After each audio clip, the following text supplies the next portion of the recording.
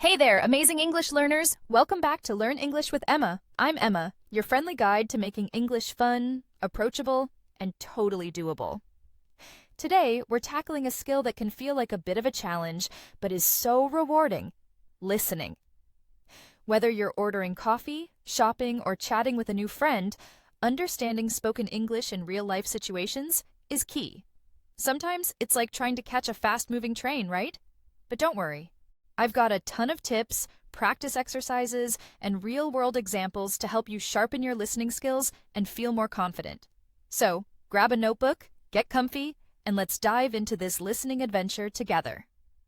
Let me start with a little story to show you why listening skills matter.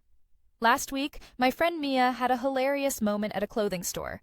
She was buying a sweater, and the cashier said, "Would you like to keep the receipt in case you need to exchange it?" Mia, who's been learning English for a while, thought the cashier was asking if she wanted to exchange the sweater right then. She panicked and said, No, I love it. I don't want to exchange it." The cashier gave her a confused look before explaining that she just meant keeping the receipt for a possible future exchange. Mia laughed it off, but she told me later, "Emma, I wish I'd understood what she meant." Has this ever happened to you? These mix-ups are super common when you're learning a language, and they're the perfect opportunity to grow. That's why today's lesson is all about training your ears to catch the meaning behind what people say, even if you don't understand every single word. We're going to practice with different tenses, like present perfect, past and future, sprinkle in some modal verbs like should and could, and even tackle tricky phrasal verbs that pop up in everyday conversations.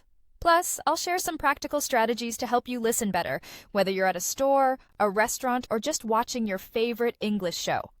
Ready to level up your listening game? Let's do this. Listening is like building a muscle. The more you practice, the stronger it gets. One of the best ways to improve is by working with sentences that mix up tenses and include words that add nuance, like might or should have. Here's how we'll practice today. I'll say a sentence, and your job is to listen carefully and repeat what you hear. Don't stress if you don't get it perfect the first time. We'll go over each sentence together, and I'll show it on screen so you can check how close you were. Think of it like a fun workout for your ears and brain. Let's kick things off with our first sentence. Listen closely.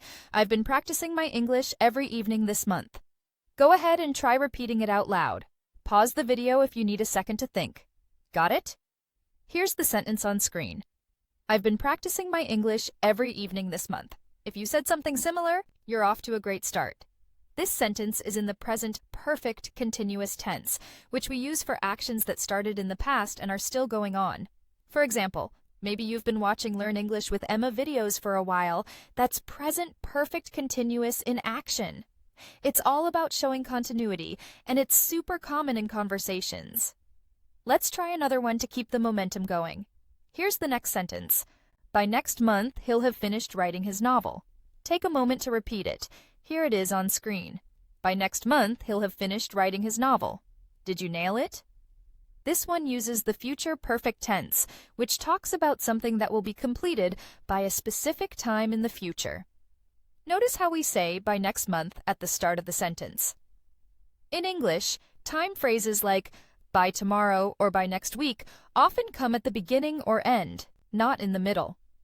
These little word order details make your English sound natural and polished. Okay, let's get everyone watching involved in the fun. I'm going to say a sentence and I want you, yes, you, to listen carefully and try to guess what I said. Ready? Here it is. If it hadn't snowed, they might have gone skiing last weekend. Go ahead and repeat it out loud. Let's show it on screen. If it hadn't snowed, they might have gone skiing last weekend. Did you catch the meaning? This is a conditional sentence, talking about something that could have happened but didn't because of a condition. In this case, the snow. Conditional sentences can feel tricky, but they're everywhere in English. Think about saying, if I had more time, I'd watch every Learn English with Emma video. That's the same structure. Now, let's add a little spice with a phrasal verb. Phrasal verbs are those sneaky phrases like run into or pick up that don't always mean what you think. Listen to this sentence. She came across an old photo album in the attic. Try repeating it. Here's the sentence on screen. She came across an old photo album in the attic. Did you think came across means physically crossing something? It's okay if you did. In English, come across is a phrasal verb that means finding something by chance. So, she unexpectedly found the photo album while poking around in the attic. Phrasal verbs are super common in casual conversations, so the more you hear them, the more they'll stick in your mind. Let's keep building our skills with some modal verbs like should, could, and might. These words add layers of meaning, like showing advice, possibility, or regret. Here's one to try. You should have called me when you arrived at the airport. Repeat it if you can. On screen, you should have called me when you arrived at the airport. This sentence means calling was a good idea, but it didn't happen. Should have is like giving advice after the fact. Think of telling a friend, you should have checked out my last video. It was packed with tips. It's a way to reflect on what could have been done differently. Here's another modal verb sentence. He could have joined the hiking trip if he hadn't been so tired. Try it out. Here it is. He could have joined the hiking trip if he hadn't been so tired. This one's about a possibility that didn't happen because of a reason, being tired.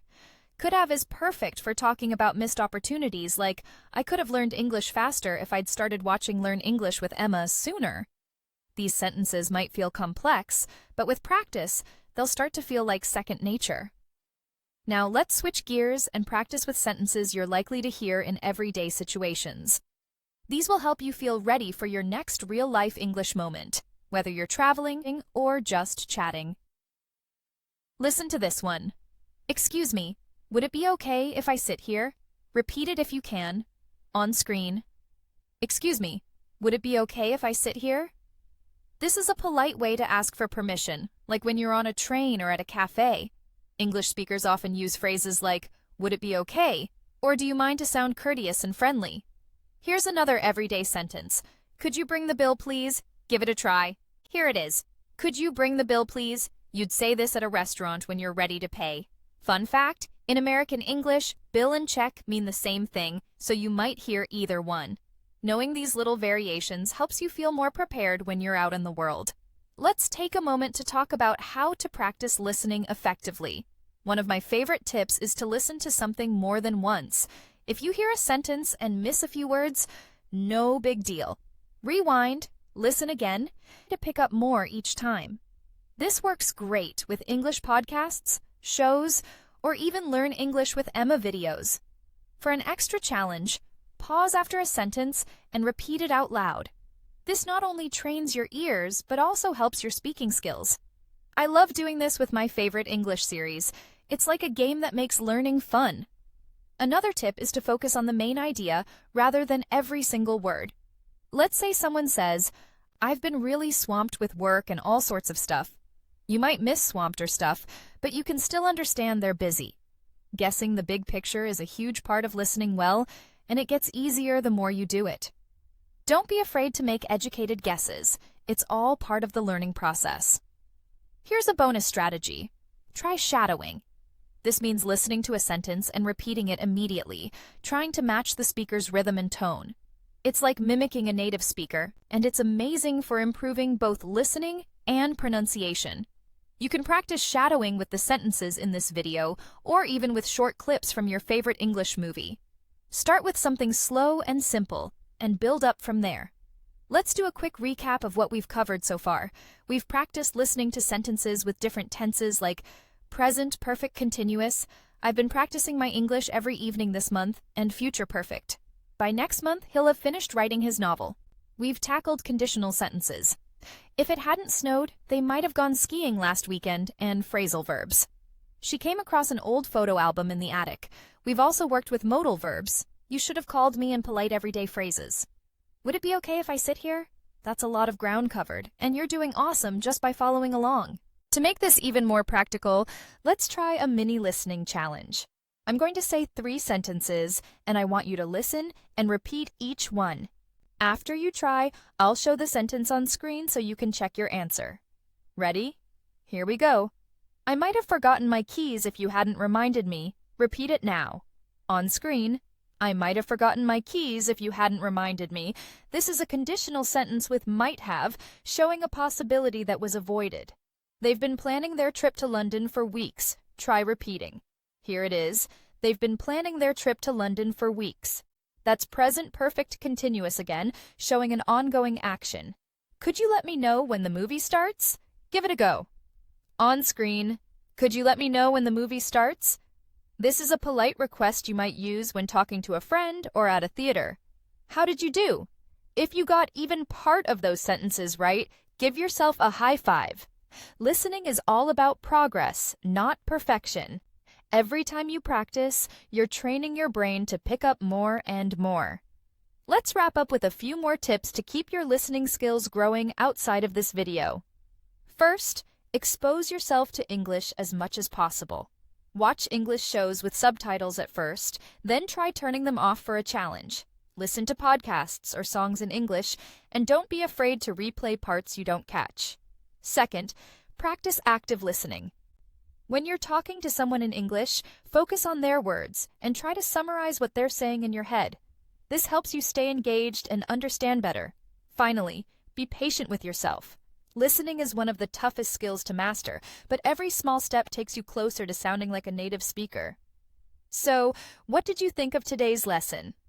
I hope you're feeling excited and ready to tackle your next English conversation, whether it's at a store, a restaurant, or just with a friend. Listening takes time, but you're already making amazing progress just by being here. Try practicing the sentences we covered today, and don't forget to repeat them out loud to boost your confidence. If you enjoyed this video, give it a big thumbs up and let me know in the comments which tip or sentence was your favorite. Want more listening practice or other English tips? Subscribe to Learn English with Emma and hit the bell so you never miss a video. We've got another exciting lesson coming up to help you sound even more natural and confident in English. Keep practicing, keep smiling, and I'll see you in the next one.